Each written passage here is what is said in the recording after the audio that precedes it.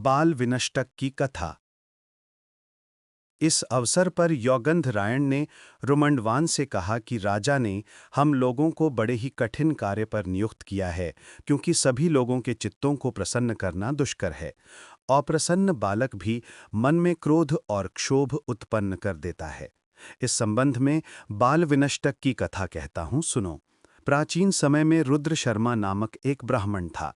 उस गृहस्थ की दो स्त्रियां थीं, उनमें से एक पुत्र प्रसव करके मर गई।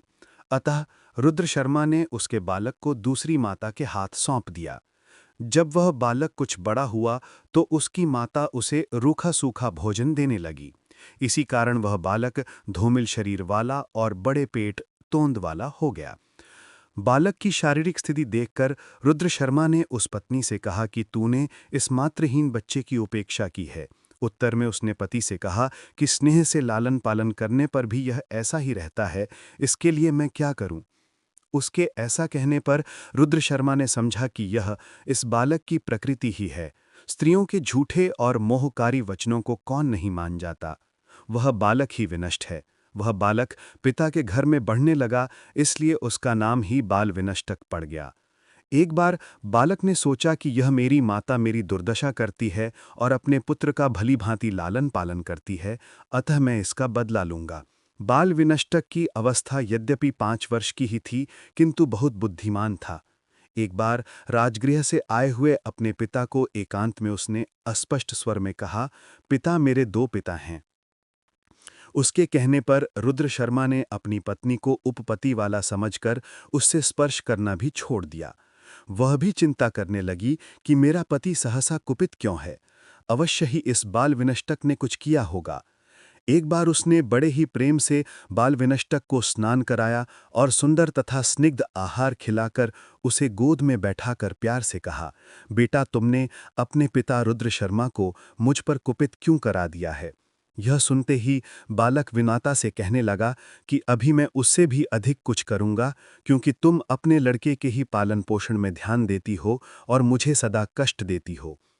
उसका यह उत्तर सुनकर ब्राह्मणी सौगंध खाकर नम्रतापूर्वक उससे बोली, अब मैं ऐसा न करूंगी, तुम मेरे पति को प्रसन्न करा दो। तब वह बालक बोला, जब मेरे पिता आवें तब तुम्हारी दासी उसे एक शीशा दिखावे, उसके बाद मैं सब कर लूंगा। उसकी विमाता ने दासी को इसके लिए तैयार किया।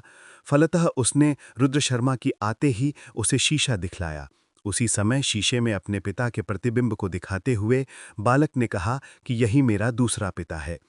बालक की बात सुनकर ब्राह्मण शंका रहित हो गया और निष्कारण दूषित अपनी पत्नी के प्रति प्रसन्न हो गया।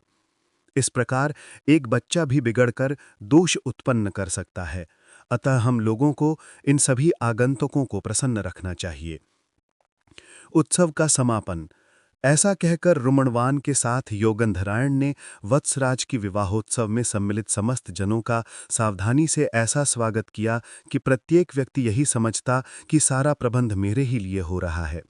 अंत में राजा ने स्वयं योगंधरायण, रुमणवान और वसंतक को स्वयं उत्तमोत्तम वस्त्र, आभूषण, इत्र, पान और ग्रामदान यानी जागीर करके सादर पुरस्कृत किया, यानी इनाम बांटे। विवाह हो जाने पर वासवदत्ता से युक्त वत्सराज ने इसे अपने मनोरथों का फल समझा। चिरकाल के प्रतीक्षा के उपरांत उमड़ा हुआ उनका प्रेम प्रातःकाल के समय रात भर के संतप्त चकवा वकवी के समान सुखद हुआ।